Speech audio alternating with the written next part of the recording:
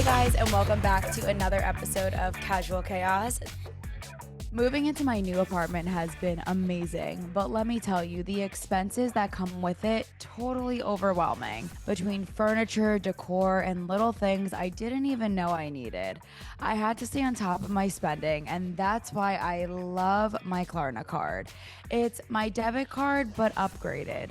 I can pay up front like a normal debit card, or I could plan a purchase in the Klarna app to pay later. So I'm always in control, and there are no surprises.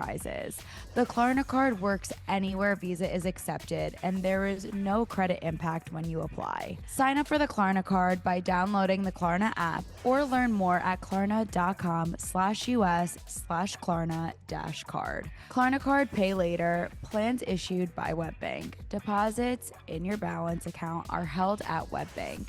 Member FDIC. Anywhere Visa is accepted, certain merchant, product, good, and service restrictions apply. Some merchants do not accept virtual cards. Physical card only included with a paid Klarna membership plan. This week, we have a very exciting guest. You might have seen her on your screens. Ella Stiller, welcome to Casual Chaos. Thank you so much. I'm so excited to have you. I'm happy to be here. I'm so excited. Oh, I love that. Well, and Ella is also a Bravo fan. Yeah, major. So we have to, we'll get into all of this, but I recently just moved to Jersey City. Okay. So whereabouts are you? I'm on the Upper West Side. Okay, you're living in New York. Yes. Fun. I grew up here. Okay. I was born in LA, and then my family moved here when I was 8 years old. Okay. And I've been on the Upper West Side ever since, basically. Oh, I love that. Yeah. So I just moved out of my parents' house. Are you still with your parents, or you're I'm like, in my own place. I'm gone. Okay. Yeah. I'm in my own place 7 blocks from where I grew up. I mean, you got to keep it close to home, right? Exactly. That was like my biggest thing. I chose Jersey City because my family and boyfriend are still in Jersey, but Jersey City at least gives me like that accessibility to be really close to New York. Yeah. So I was like, it's the perfect happy medium. Perfect. I still feel like I see the city. I have great views of the city. I could basically touch the Statue of Liberty. I'm like, this is great. I'm close enough, and this is perfect for me. I just like, when you grow up in the city, I feel like it's so cool. And you just have like this like gossip girl like mentality, like Upper East Side, like just like gives that. And I mean, I would love that. So maybe eventually I'll make my way. But I feel like this was a good start. Yeah, but I also really like respect staying close to home, and like my whole family, we're all in the city still. My brother's in college right now. He's also just downtown. Yeah. So we all stayed. Yeah. And I kind of can't imagine it's otherwise. Like, I feel like though when you're in the city, you're going to school in the city, there's just so much going on that you're running around all over anyway. So you're in your own world. Yeah, exactly. Like I went to Rutgers, so it was different. Like I was still in Jersey again, still stayed close. But I didn't love the college town of Rutgers, so I went home a lot. It didn't really feel like I was away. Yeah. I feel like in New York, you could kind of make that feel for yourself, but like I was in New Brunswick. There's nothing. Really that exciting there. I literally again went to college a different 7 blocks from where I grew up. So just the whole.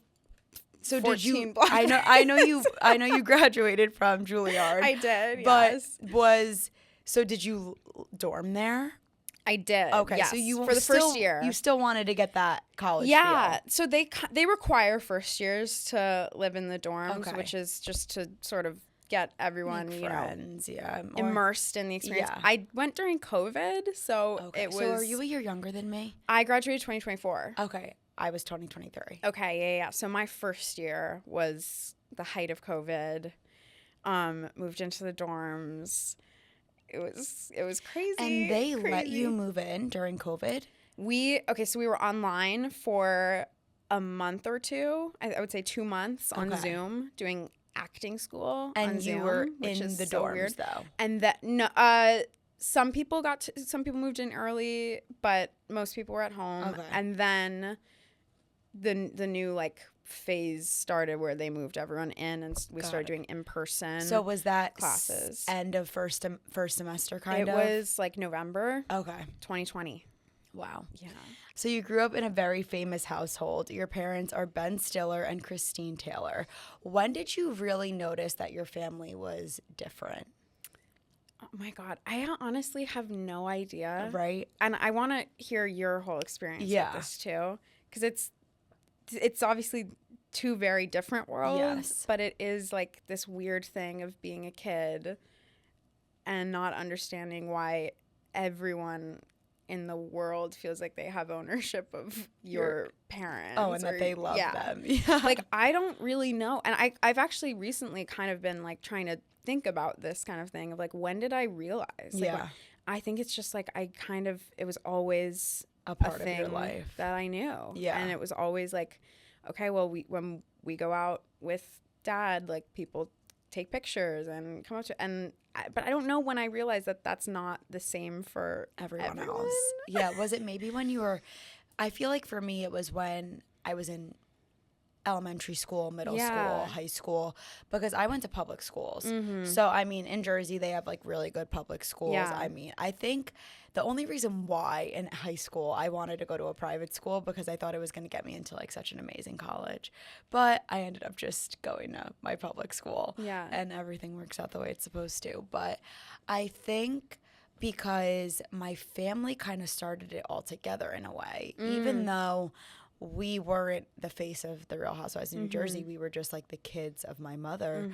But my mom started out with like probably one of the most iconic, like she started out season 1 by flipping the table. Yeah, of course. So right away she was like this icon. Kind of the housewife. Yes, like, that everyone looked up to and loved. And so then throughout the years, obviously, just like my family went through so much on reality TV. Like our whole lives were just like demonstrated to the world, which I'm sure you can relate. Yeah. And it was, I want to say it was when I was in elementary school. And then obviously when the legal stuff was going on and my sisters were so little and there's just news, like every news channel you could think of lined up in front of my house, like across the street from the gate. Like then really crazy stuff was happening. And it's like, okay, we are clearly not a normal family. And this is where things are different. And what's really crazy that I always think, like, as such a huge Housewives fan, I always say to people, like, the only people I really feel starstruck by, in like the genuine sense of the word starstruck, are Housewives and Bravo people. Like that's so funny. When I meet actors and stuff that I look up to, like there's an overwhelming feeling of like inspiration and admiration and all that. But like when I see a Bravo person in real life, like the world stops moving. But I always am like, why is it so different? Like, why is it so different? And it's like, I think it is because like we see your guys' real lives on screen, and there's just a difference between watching an actor play, oh, I loved them in this movie and that show, whatever, but like I know so much about your family. Yeah, I feel like, tell me if I'm wrong, but I feel like there's a sense of like protecting your personal life. Yes. When you are an actress or actor. Yeah, and even a model for that matter, you know. And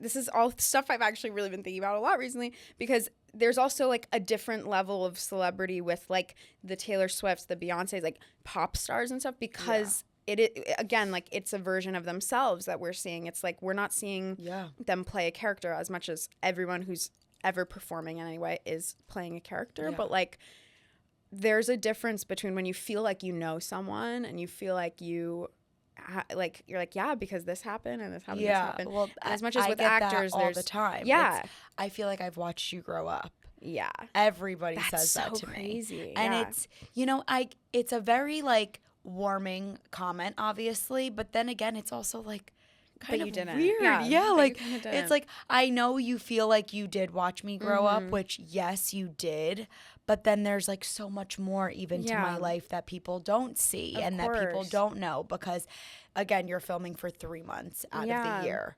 And it's like not like it's not like they're with you 12 months. When did you know that you wanted to do reality stuff yourself?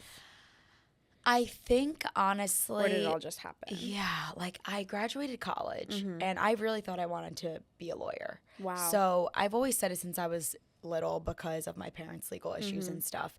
And that's kind of what the fans had instilled in their head. So when I chose to go a different path, they, like, were not happy with it.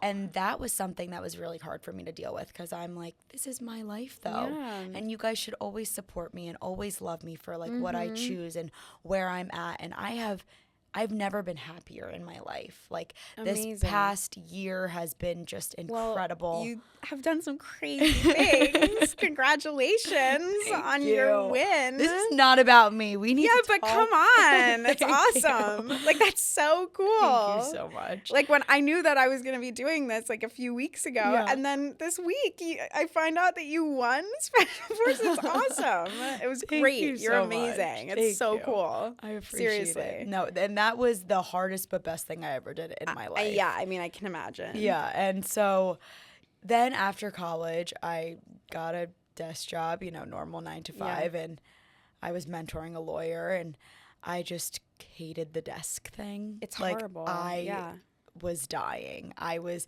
like losing just focus and like falling asleep at the desk, and I was like, this is not good for me. Like I'm bored. Well, I just can't imagine. This like lifestyle, and I'm sure you can relate. It's fast paced. It's go go go. You don't know what the next day entails. Like you don't know what you're doing tomorrow, and I like that. Me too. I like being on the go. Me too. So I don't know. After college, I just started with social media a little more. Then Next Gen fell into my lap. Then it was this podcast and Special Forces.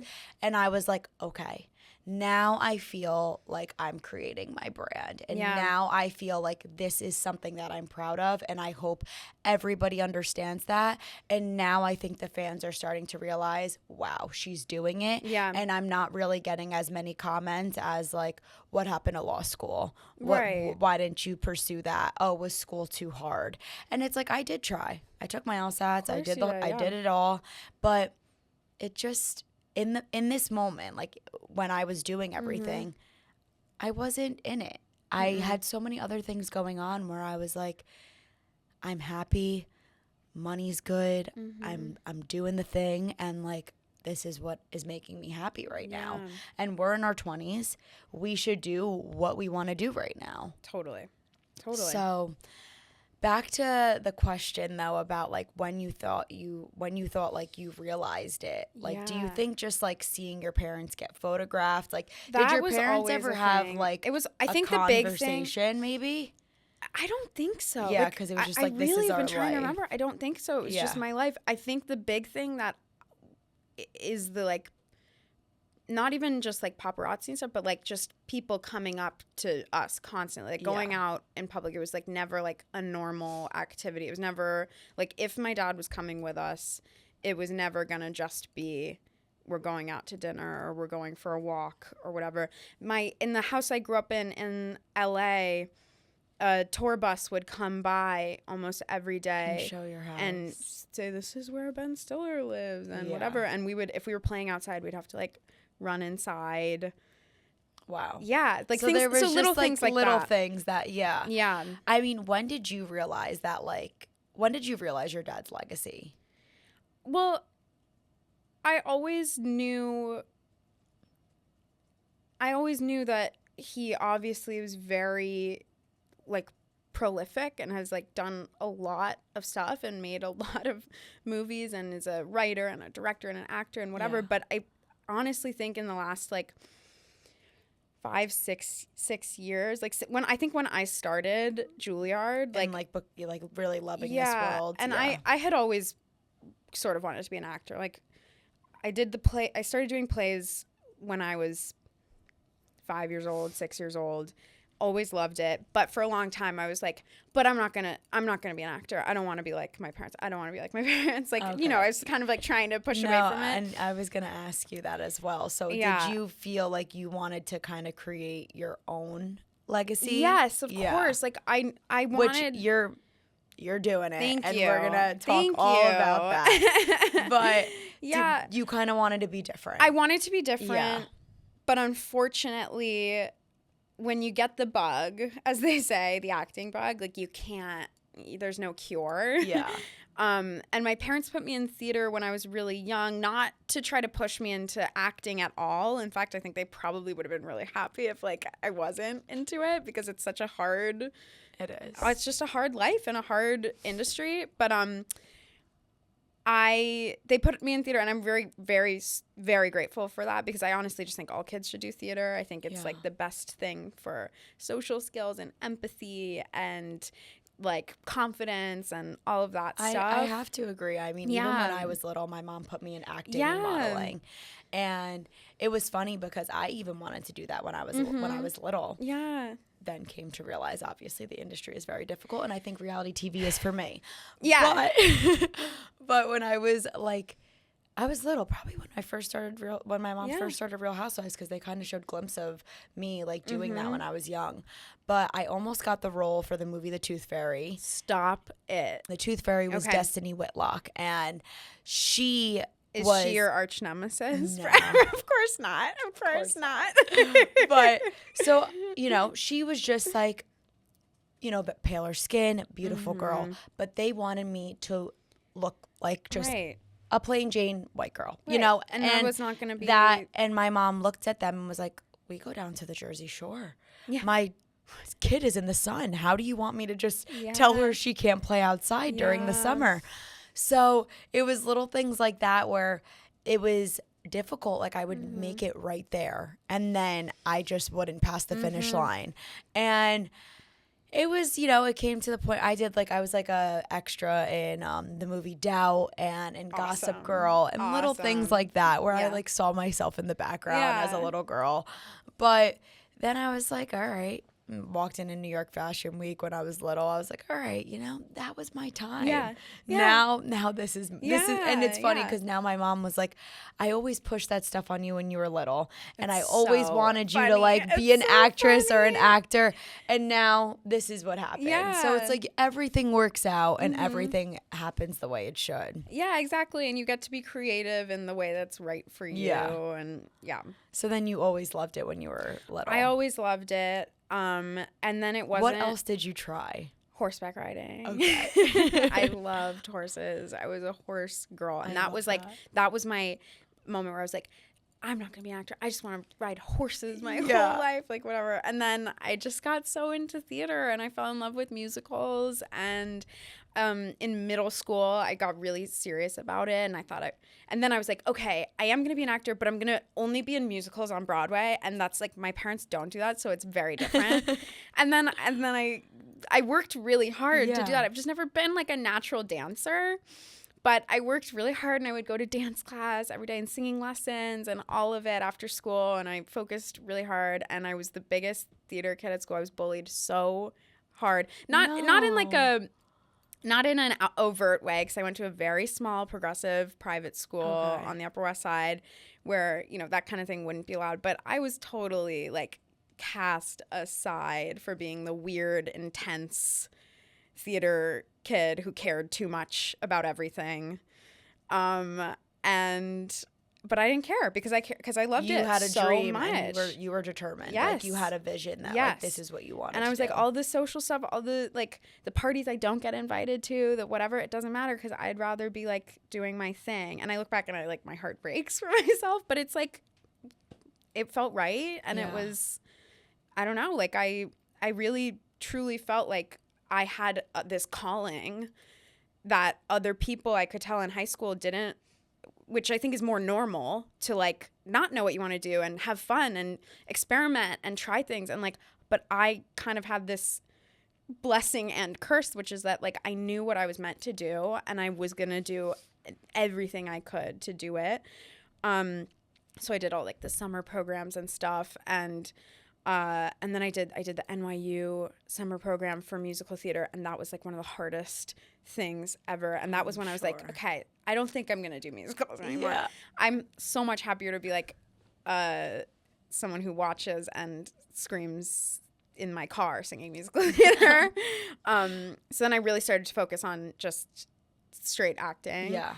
And I mean, and I think Juilliard. That I totally understand that, because it's hard when you have parents that are in the public eye. Yeah. Even my mom, you know, being a reality TV star and such an icon. And just like your parents, like it's you don't subconsciously, it's competition for yourself, because it's like, okay, you want to be just as good as them and, you know, live up to that legacy. Yes. And have that like sense of like pride, and I don't know, like it's like a weird feeling, like that sense of like, okay, I did it. Yeah, and totally. It's, you know, no matter what, you're always going to get compared to your parents, and it's a whole thing. And even being on Next Gen, because there's a lot of Bravo kids. It's me, Brooks, Ariana, and Riley. Yeah, I know. All 4 of our parents are on Bravo, and they have all created. And I love it so much because of that. Like the whole Nepo baby thing is like, it has become such a thing over the last couple years, where there's so much like hatred and negative energy. And my whole thing about it is just like, if you are like born into a family where everyone is doing this one thing, like, by the way, like my dad's parents were incredible actors. They were a comedy duo, and so he grew up in their footsteps, and he just made a documentary, which is really incredible. It's called Stiller and Mira, Nothing is Lost. It's on Apple. It's really amazing. God, I want to watch it. Yeah, you should watch. You'll love it, because it's really all about this. We'll exchange numbers, and I want you to text me that. It's so beautiful, because he talks in the documentary about how like he and his dad recorded so much of their childhood. He has all these tapes and stuff, so you get to see it. That. And my dad talks about how like, of course I became an actor. Of course I went into the business. Like, it's all I grew up around. It's all I saw. Like, for fun, his sister and him would like do sketch comedy, like just, you know, on a Friday night, just cause that's what you do, and that's what your life is. And it's like, it's so all consuming, and in hard ways, but also in really beautiful way, where it's like the legacy of like performance and the impact that has, and art and artists. And, you know, I think in general, anyone whose parents are really good at something, it would make a lot of sense if the kids are also really good at those things, because of genetics, because it inspires you to want to do that. I always say it's a total mix of nature and nurture. 100%. It's like it's in your DNA, and that is a fact. And then there's also like, you grew up around it, so of course, like I grew up on sets. Like I would go and I would sit on a set and watch everyone work, and you learn. There's gonna be a small part of you that's gonna want to at least give it a try. 100%. And I think it's like, as much as there's so much negativity around it, because, you know, I understand the nepotism thing is, sure, it's real. It totally can be real, but there's also a real reality of like people not, you know, knowing what everyone's life is, and the work, and that like what auditioning is like, and what all of it, and whatever. And no matter what you say, people are gonna say what they want, and I've just sort of accepted that. But like,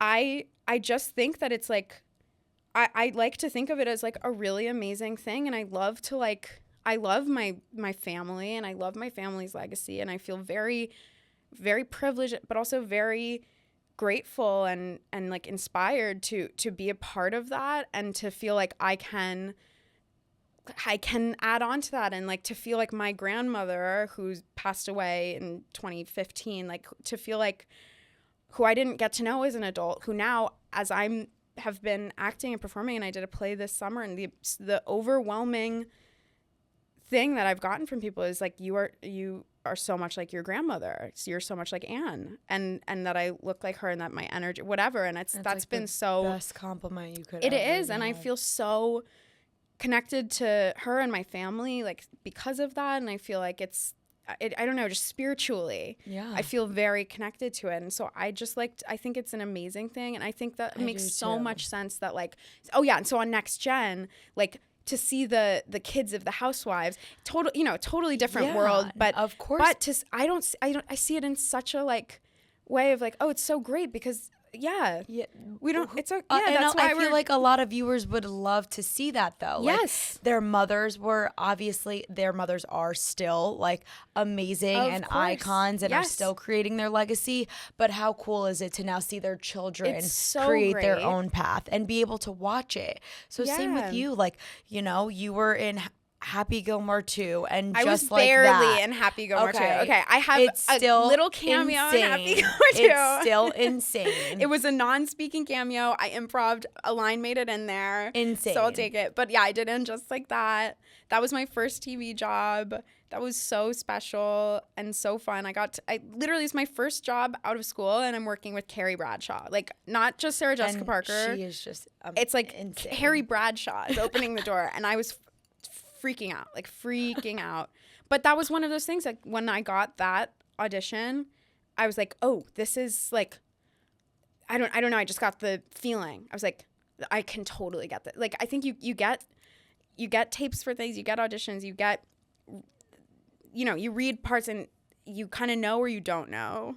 And I feel like all the things that I've done so far, I've been like, I felt really this like guttural connection to like, I think I can really, really do that. And like the play that I did this summer, it was a similar thing. Like I read the script and this is why I'm bringing this up is because the reason that I knew when I got the script for this play, I did this play called Delaria off Broadway this summer. It was the world premiere of a new play. It was the greatest experience of my life. But when I got the script, I knew I was gonna get it. Not because I was like, oh, I got this. It was more that there was just like this universe connection thing that was happening because I start reading the script and on like page 4 or something is the first Real Housewives reference. Are you kidding? Yes. And then it just keeps going and keeps going and keeps going. And I was like, I have never read a play with any Real Housewives references, let alone this many, where I'm doing like Sutton Strack, like name 'em, like doing that in the play. Like Lisa Barlow references, like all of it. Like, oh, she's so funny. Awesome. They're all hilarious. Yeah, they're all amazing. Like, it's just the greatest franchise of all time is the Real Housewives franchise. All of them. All the franchises. No, they're all. I'm the biggest fan ever. No, they're all incredible. But like Salt Lake City, Salt Lake right now, no. Okay. Off. And I want to say I know you're friends with Brooks. Oh, he's the Meredith best. Marks is my favorite housewife of all time. Oh my I want to go on the God. record and say favorite housewife of all time. Oh my God. Well, you live in New York. Yeah. We're filming for Next Gen. I mean, I'm also like, I love Brooks. He's my best friend. He's amazing. Like, I don't know him. I love him. Let's do lunch. We'll do lunch. I would love to. I love you guys so much. And Meredith is always here. She's always here. She's the sweetest. I feel such a connection to her. I love her so much. Oh, I love that. It was a recent realization. I was like, that's my favorite housewife of all time. Yeah. No offense to your incredible mother, who is another obvious, like, Mount Rushmore, as they say, of housewives. But these days, Salt Lake, Meredith Marks, they're killing it, though. They're killing it. Even my mom, like, she recently just started really watching Bravo within the last couple years. And it's so funny. It's hilarious. Because sometimes it's like when you're on a show, you don't want to watch yourself. But I think it's the best way to learn from yourself. Mm-hmm. So I love watching me back on Next Gen or watching my podcast back. So interesting. Or anything like that. Because I look at it as a mirror view to be like, okay, I see what they did here and I never want that to happen again. I look at it as a total self-reflection. I don't look at it as I regret this or I regret that. Yes. I look at it and I'm like, okay, now I know how I want to do it differently next time. That's so crazy to hear you say that because, like, it's, again, totally different, but also, like, kind of the exact same thing as an actor. You watch yourself on screen, especially. And I'm, like, for me, theater is always going to be, like, the thing. That's where I'm, like, I was born to be on stage. Like, this is where I am, like, this is where I'm at the most myself and doing, like, the best work. But I've been doing more film and TV recently. Like, I was just in LA for a few months doing the new season of The Comeback, which was, again, one of the best experiences ever. And that's really excited to see that. But also, I have a hard time watching myself on screen. So in the things I've done over the last year and a half since I've graduated. Like, and just like that, like literally sitting there watching it, like through my hands, trying like not to judge it, not to, you know, put any sort of like, well, that was horrible, that was great, whatever. But just like, I think I only really needed to watch it once, like, but I wanted to watch it to be like, to be okay with it, to know it's okay and it's good and it's out there and whatever, but also to be like, okay, so I don't like that I did that. That's fine. Yeah. Next time I'll probably do something else. Yeah. But also, you know. You're so young too. Like you are, and like we both are. Every day is a learning day. Yes. And I love what you were saying about not regretting things. And this is just. You can't. This is in general a really, really big thing I talk about a lot in my life is like I make an active choice every day to not regret any like past mistakes because it's such a useless feeling.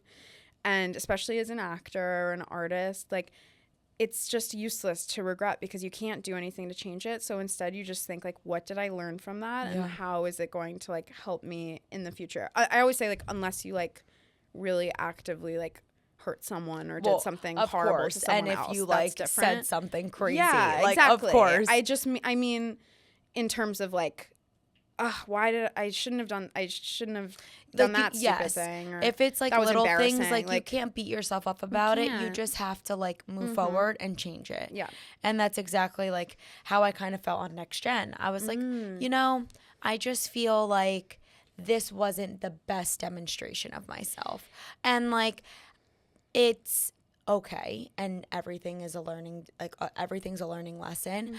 But obviously, they know my mom, and she is so amazing. But she is known for her funny moments where she messes up words and does not say things correctly, and then also just like her fiery, tempery moments that are iconic, and they kind of. I feel like on Next Gen, and maybe I didn't give enough of myself to Next Gen season 1, and that could possibly be it. Maybe I didn't show them enough of myself for them to really, you know, demonstrate everything that I'm doing in my life, but they only really showed the moments where I was like annoyed by something or, you know, fiery or this or that. And yes, they showed moments where I was a very, very good friend.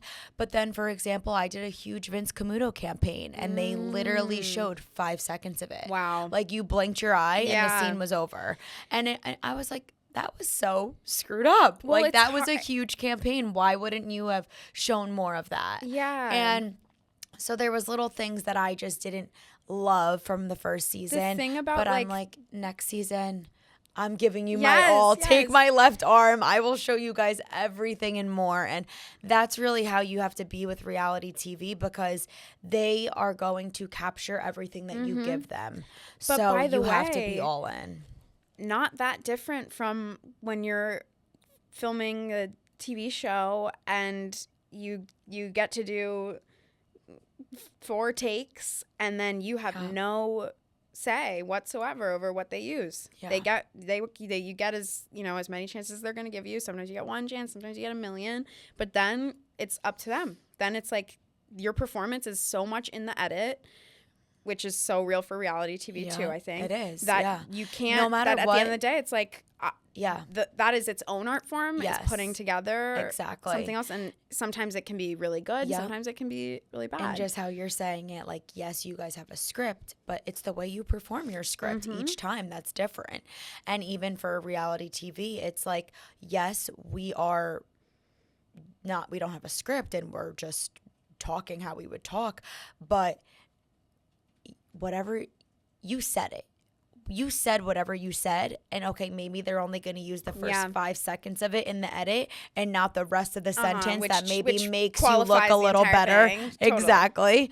But you still said it. So that's like, I've just learned so much this year and realized so much this year from so many different people. Even today talking to you when you're saying about the Nepo baby stuff and how it's actually a blessing and that you would be inspired to follow in your family's footsteps. Like, I love that because I never really thought about that until today when you just said it. And like even just talking to so many people this past year, it's like no matter what you said, or you know, you performed the way that you performed, you can't regret it. You just have to learn from it and move on. But and also it's just like it's so funny too, because hearing you talk about the way you think about yourself from the first season of Next Gen, like I don't see that at all.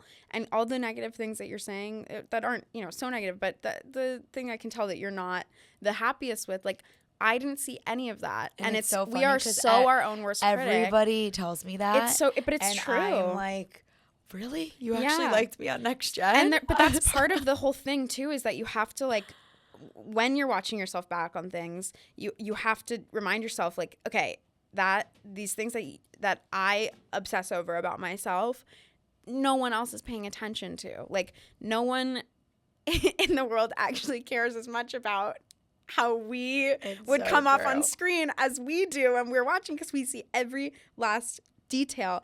And in reality, that's not how most people perceive anything. So it's so funny hearing you talk about that, because I relate to that so much too. But I'm always, and then my friends say, what are you talking about? Like, what are you saying? And hearing you talk about it, I'm like, as a total, like, non-biased viewer, like, I'm only meeting you now. Like, I thought you came off so lovely and fun and funny and, like, cool. God, really? Yes. Listen, thank you. You made my day. You made my day. We talked about honestly. You on set of the comeback. We everyone's big Bravo fans on that set, and we would talk about you guys in hair and makeup trailer every morning. Are you kidding? Yes. Oh my God. Well, all the girls were like, this is an have you honor. seen Next Gen? Have you seen Next Gen? I was like, no, I haven't yet. And they're like, you got to just binge Next Gen. And I binged it in one weekend, like at the beginning of the shoot. And then we would talk about you guys. We talk about all of it. We were a lot of Bravo talk happening on set of the comeback. A lot of it. I love this. Andy, did like you more hear than that? you'd even think. Literally more than you think. But what was your first role or your first big role that you ever did? I would say my first big role was Delaria, was the play this summer. That was, you mean like professionally? Yes. Yeah. That was, that changed my entire life.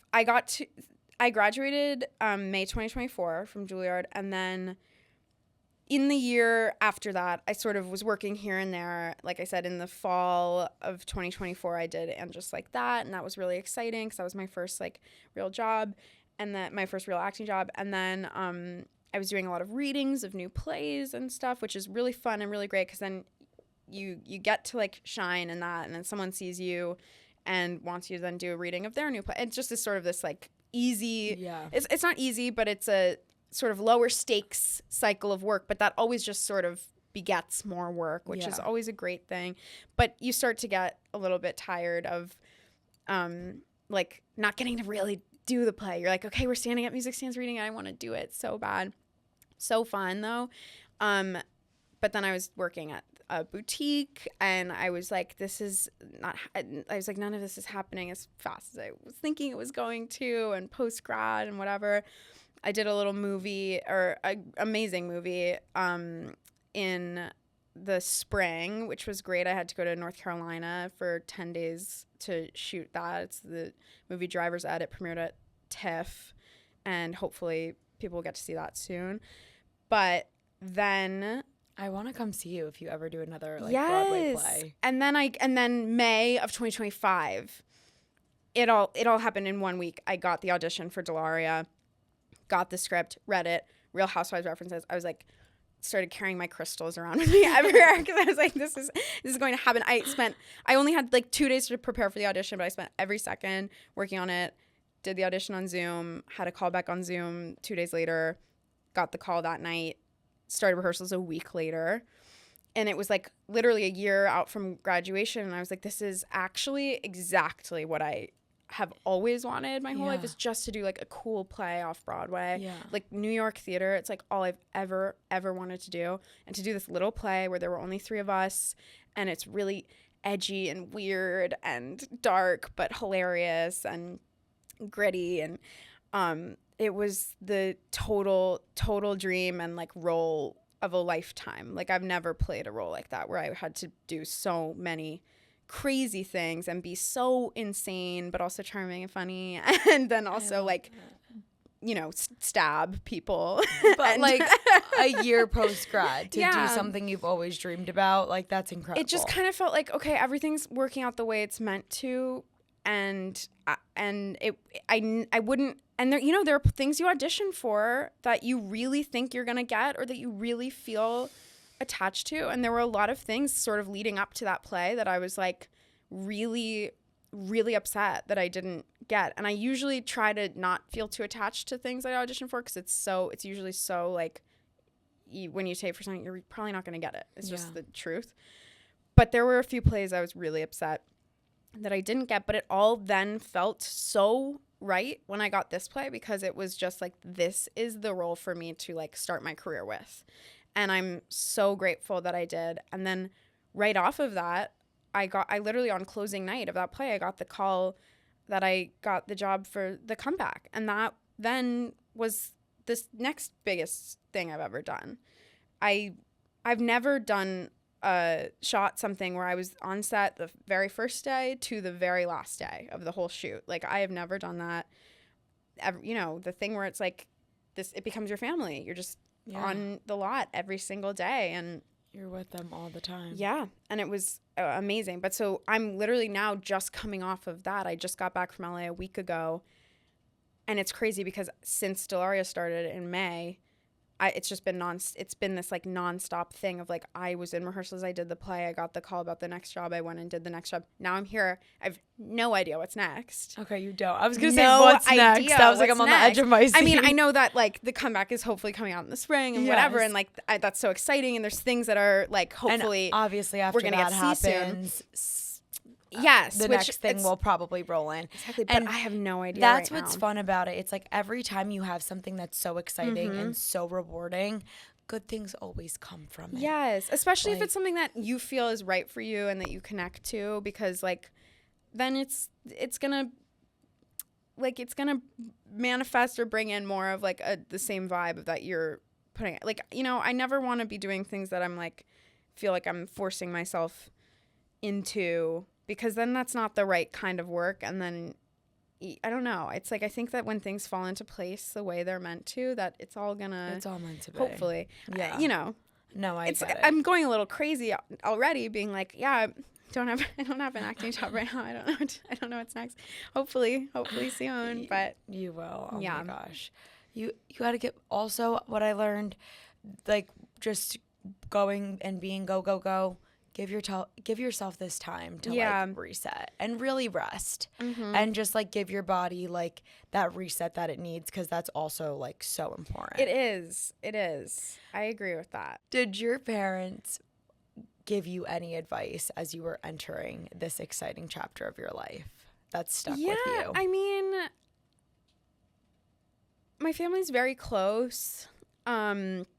So we're just always everyone's always very aware of what everyone's, doing, and we just talk about everything. So the advice is not like any, gem quote, here and there. It's more just like the support and just the talks and the emotional like understanding that my family has. And like, I mean, I think everything I've been saying about things, just like trusting that things are going to work out in the way they're supposed to, and that it's when you don't get that job, the right one is coming next. Like, that's a really big thing that my mom has definitely like believes in that a lot and has instilled that in me. And I don't know, I think just like throughout the years, my family, they come to every show I do, everything. Like, they came to the play like 10 times this summer.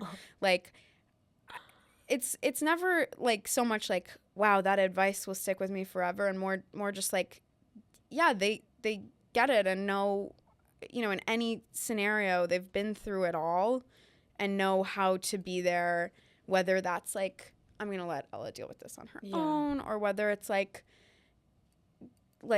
it's really hard, even if it's just the talks about like, it's really hard when it doesn't work out sometimes, and it's like, it's hard not to be bitter sometimes, and it's hard not to like, and my parents have been doing this for so long that they have like so many experiences with rejection and all of that, and they're really amazing at like helping me navigate that too. I think just like as I've said, like emotionally, they're just having their support. Yeah. I know, I totally get it. I have to ask you, because I loved this show so much, but obviously in your play, Delaria, you shared the stage with Conrad. And honestly, I didn't even know Conrad's real name until I read the rundown today, which is Chris Briney. But did you watch The Summer I Turned Pretty? I didn't. You didn't? I didn't. I had watched the first season when it came out years ago. Like so fun, but I hadn't watched the second season. And then the third season was coming out as we were doing the play. Wait, that's so funny. So you were so busy. So busy. And also like we were spending every second of every day together. He seems so sweet. He's the greatest. Yeah. He's the sweetest. He's like, so he's like, an amazing obviously actor. You don't know if you were Team Conrad or Team Jeremiah. Well, I'm not, but obviously I'm biased. Yeah, because like you're going to say Conrad. I totally my get it. friend and colleague Chris is Conrad. Totally get it. No, he's the best, and I think he's a really brilliant comedic actor. Yeah. Which you know, I don't know The Summer I Turned Pretty so well, but like he plays like the broody one on that, and in our play he got to be really goofy and silly, and he and I had a lot of fun in this scene that we had together where he just got to be this like kind of stupid boy, and I think we both had a lot of fun with that and had a hard time sometimes not cracking each other up. There were moments we'd have to like look away, take a deep breath, get back in scene. There were moments I had to like show him like things on this prop phone I had, and so every show I would try to show him something different on the phone that was just like funny and just try to make him laugh, because you're doing the same thing over and over and over again, so you gotta keep it fresh. But he was really great at that, and we had so much fun, like all three of us. And then it was me, him, and then Kiara Aurelia, she was in Cruel Summer, and she's an amazing actor. And so we were the original three, and then she left to go do a play on Broadway, and then Tessa Albertson came in and joined us, and she was like amazing. It was just the dream. Like I had the greatest. You had amazing cast people around ever. you. It really was. And you dream. also probably just learn all, like you like feed off of each other, learn off of each other. So much. Yeah, absolutely. That's incredible.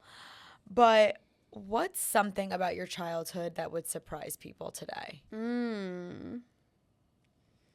Like, I don't know, like, people thought I had butlers. Like, I didn't have butlers either. I think there's like, that's always kind of going to be the thing. Like, all the butlers. No, there's no and butlers. The maids the lobster, of course. No, I mean, I think just honestly, like, I was just a really, like, I've struggled with like anxiety and depression my whole life, and like I'm in an amazing place now, and over the last like 5 years I got meds and whatever, and it's just changed my entire life. But like growing up, like there was a lot of like sadness and loneliness and stuff, and not in like a poor me way. It's just people have it's kind of, even sometimes you're going through it and you're like, I don't even know why I'm feeling exactly and I think it's just like when I think about my childhood, like I think a lot about like how anxious I was all the time, and I'm sure that like the way I grew up also, and like what my family's life was, probably like fed into that in many ways, not on purpose, but just I think there's just like a lot of moving parts, and I don't know. mean, I totally get it. I had anxiety before going on special forces, and then I thought it went away after doing it, because I was like, this was such a crazy intense thing. But anxiety is so weird. You can't control it. It randomly flares up on you, and it's like this horrible feeling that you like feel like your heart and like you're gonna die. It's just like a horrible feeling. Yeah. And I totally get it. I recently I had a panic attack at BravoCon. Yeah. Oh my God. It was just like in the randomest times, and you don't know why, and they just come out of nowhere, and it's horrible. But I mean, I definitely I definitely see where you're coming from. Sometimes you just get into these ruts and you're like, I don't even know why I'm in it right now. And for a lot of my childhood, there was just like an overarching like fear of like the future and of what's gonna happen at any given moment, and like you're saying, like, am I gonna die like any time? And like that's like a horrible way to live. But that was like a lot of what I dealt with, and you know, I think my family, like, we've been through many stages of like what our home life has been, and that's also been kind of like public stuff, like you were saying, like a lot of personal things being public is like really hard, and even when I was a teenager and stuff, and I think that had a big effect on me. Looking back now, I think I didn't give as much credit to like how much that being like a public thing, like my parents' relationship and stuff, affected me. But I just feel really like grateful to be able to like talk about it now, because I just feel like my family and myself are all just in this like better place right now, and everyone is just like, everyone individually is so happy right now and doing what we're all meant to do, and I just feel very grateful to like be able to look back on times that were harder and feel like, to feel excited about tomorrow going upstate to like be with my family for Thanksgiving is like, in high school I probably would not have felt excited to like spend 5 days just the four of us like in a house. As much as we've always been so close and I love them, but Do like, you have a sister or brother? I have a little brother. Oh yes, you said he's in college. Yeah, he's in college. So now it's just like I don't take, I think because of like the weird times my family has been through, just to be totally honest, like I don't take anything for granted of like the time we get to spend together now, and the positive place that we're all in right now. I love that for you. I'm so happy for you. Thanks. What is your brother like? Is he in the acting? Do you want to guess what he's studying in school? He's in acting school. It's ridiculous. Like, it's so embarrassing for all of us. Like, not him. It is not embarrassing. It's not. It's not embarrassing, but you it's guys, like a it's little in your bit. blood. Hello, I know. You just I know, talked because about at the end of the day, it was never gonna not, you know, it's never gonna not.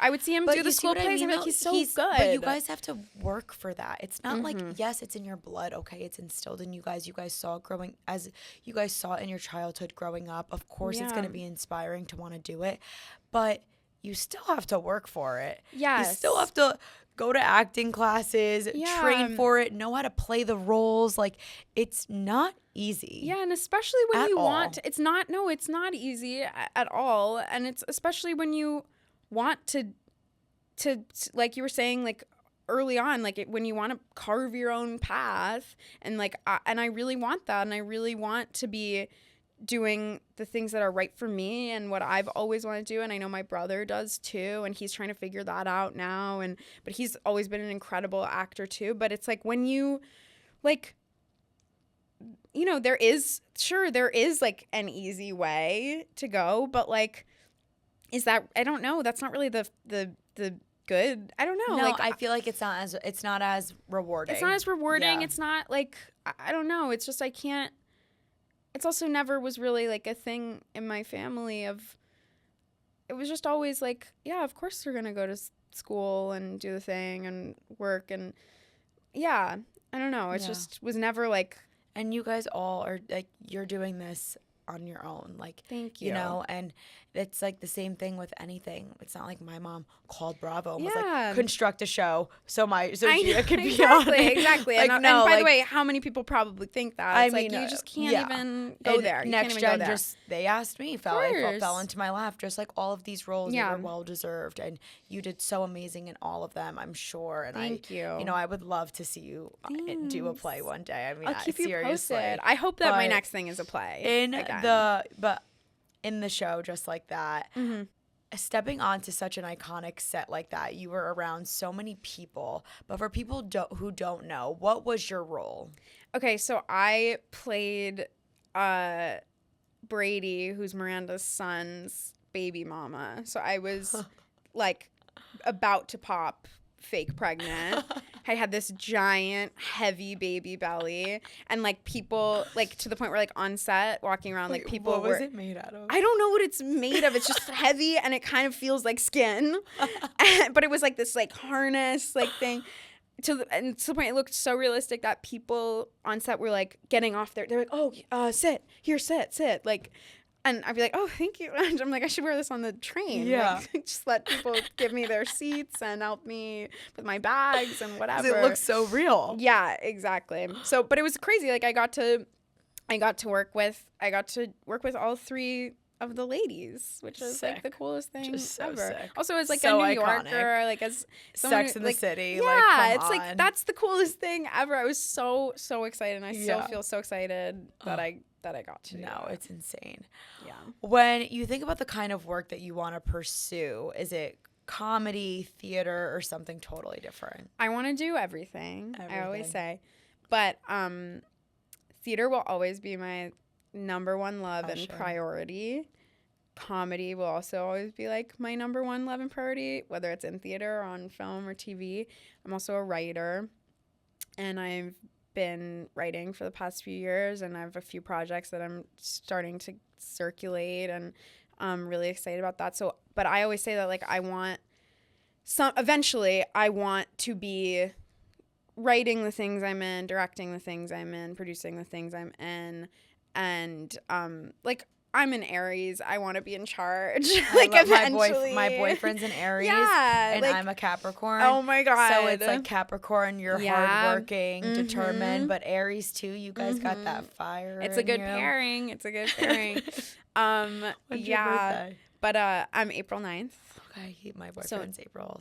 Okay, nice. Yeah, April Aries. Yeah, it's April great. Aries. But yeah, so I wanna do all of it. I also am really April into 16th, so it's a little later. Yeah. So he's a little more cuspy, but it's okay. Yeah, it's okay.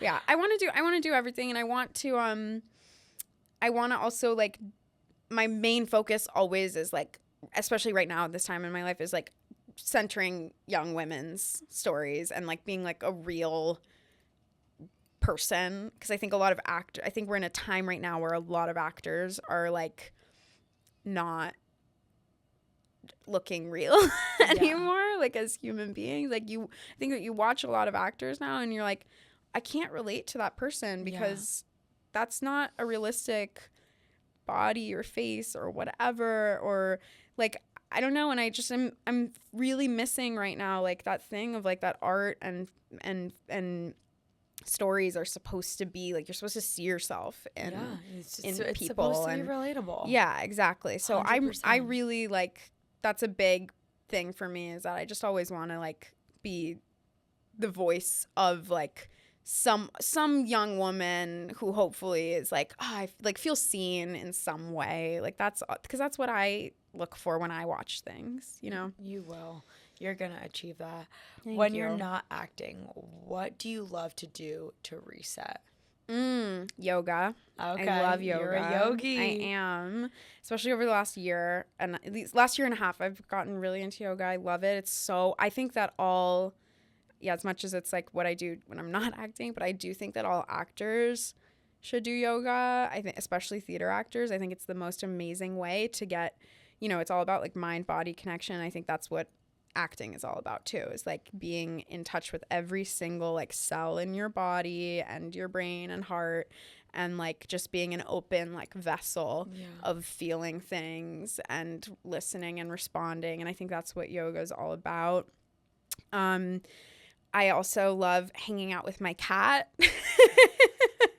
What's your cat's name? His name is Riley. I love that. I just love walking in Central Park too. Like that's a big reset for me always. It's like, if it's so inspiring too, just it to is like sit so there inspiring, and you could just probably write and think of nothing and like look in the sky. That's like it's very, very, very healing for me to go for a walk in New York in the park and just like have a day to myself. Well, and just like the things that you see, you're like, okay, relatable. I'm writing this down. Exactly. I know, exactly. And then you're like, oh, okay, but now I'm inspired for my next. As much as I'm like, I get to just be, and I'm just a person. Yeah. It's like, unfortunately, just always going to be an artist.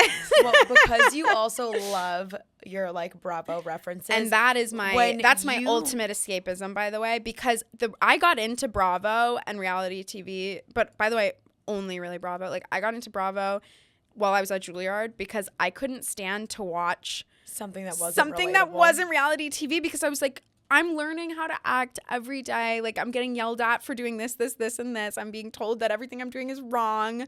I don't want to watch TV and then like be thinking that about the actor acting. I don't want to watch people act. I want it to just look natural. And it's the greatest, honestly, maybe Bravo coming into my life via the Juilliard need for escapism. Maybe that's the biggest gift I got. No, I'm kidding. But that is my huge like escapism and joy. When you have like, when you're writing, yeah, if there's ever like a reference, like a me reference, and then we could like I could be your reality TV star like in your film. I think I will absolutely take you up on that. I think that 100%. Because my mom, Danielle, and like Jacqueline Larita, I think did it for something so long ago back in the day.